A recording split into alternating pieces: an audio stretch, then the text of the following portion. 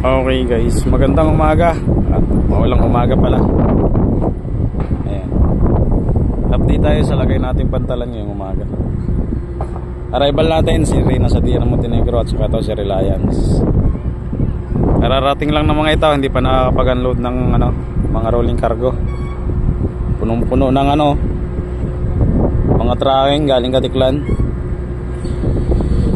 Lalo na sa Dia.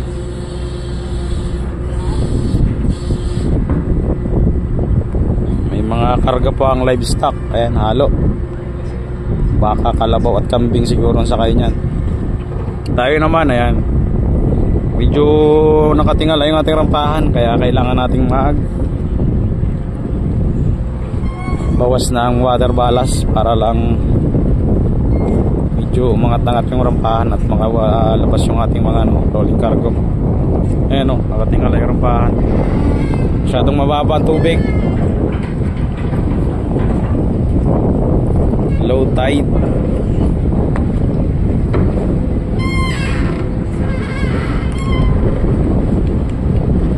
Schedule ito ni Reliance ay alas 11 ng umaga.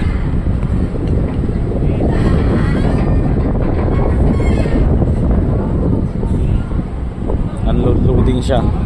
Kaya lang matatagal lang mag-unload to dahil babawas pa tayo ng water ballast para lang mapantay yung rampahan. Maunahan tayong mag-unload ni Sadia.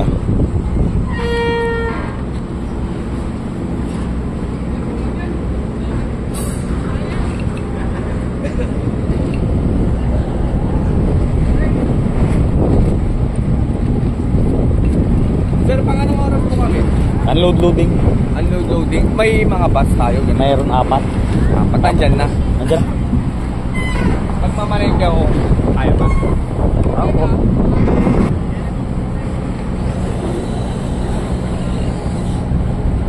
Ayan ang tarik na rampahan. Nahihirapang lumabas ito lalo't si Ilse yung nandito sa harapan. Ayan, taas niya naka high cubes kasi si Ilse. High cubes. Naka high cubes pa naman yung sa harapan mahirapan lumabas yan.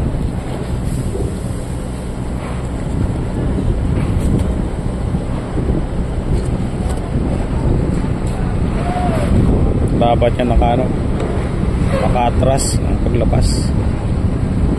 Sasayad yung hindi tayo magkakaproblema kay si Ilse na to. Ayan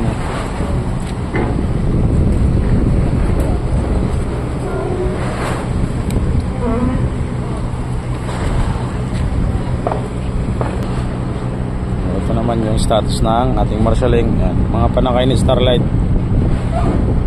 tracking at bus. May 4 na bus tayong sakay ngayon, Series, Alps at RRCG. Dalawang series, isang RRCG, isang Alps yung sasakay ngayong umaga. Ikot si Mandia. Hello.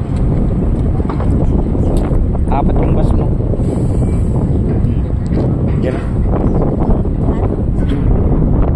Kaya lang dito yung mga pag-ano si pa naman yung nandun sa harapan. Tatagalan niya. Ano namang problema sa sales? Ayan guys, nag-start ng mag-unload si Sadia. Tayo naman, ayan, nagpapahupa pa ng water ballast. Delay na naman.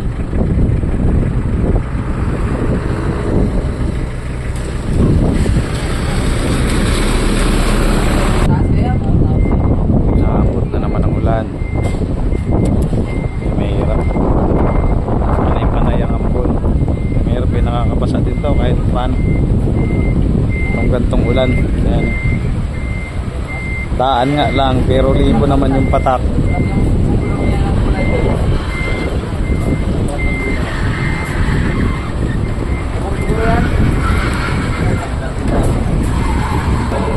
Balik muna tayo dito. Ito ang tubig ko. Balik muna tayo dito.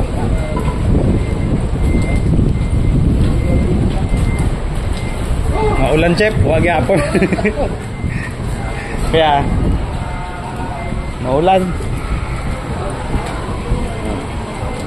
Ayan yung ating sitwasyon kapag maulan. Ayan o. Ulan na naman.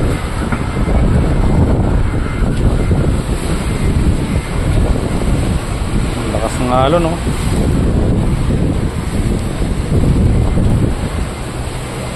Dito tayo. At dito ay ano, medyo hindi ganun ka lakas yung ulan.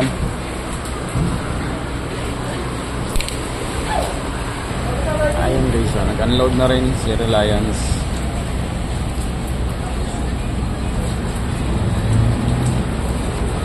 Hindi natin mabidyoan din sa dulo at maulan.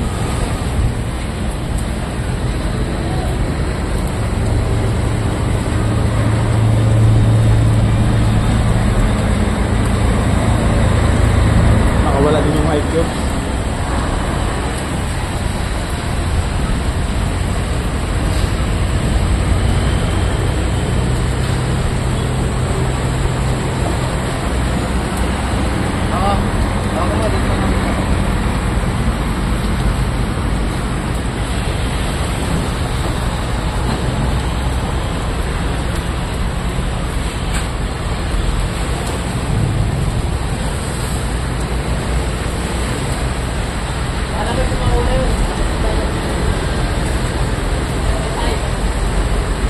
Tara, nagre-ring na.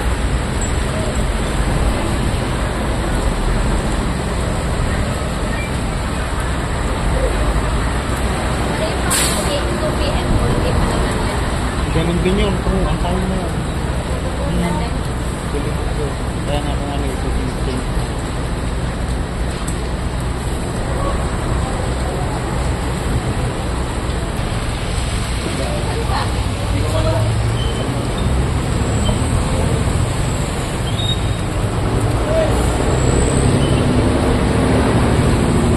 Hanggang dito na lang talaga tayo at hindi natin makunan din sa harapan.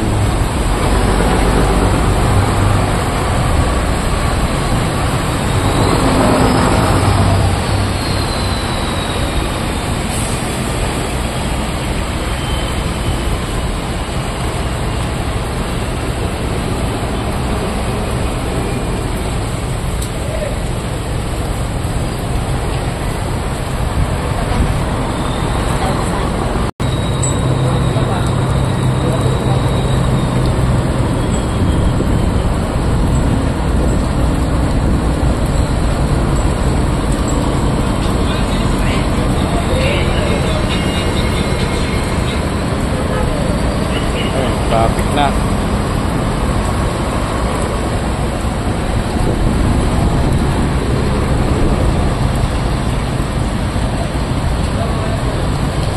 Turn over.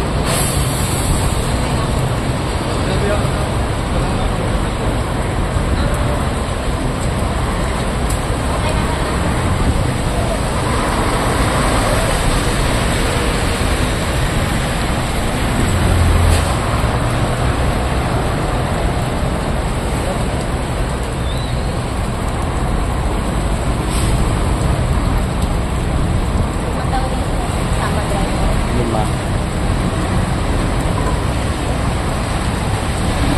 Okay, finish-unload si Reliance. Ayan. Pasok na yung mga tanker ng tubig. Si Sadia naman tuloy pa, hindi pa tapos. Nauna pa rin tayo mag-unload.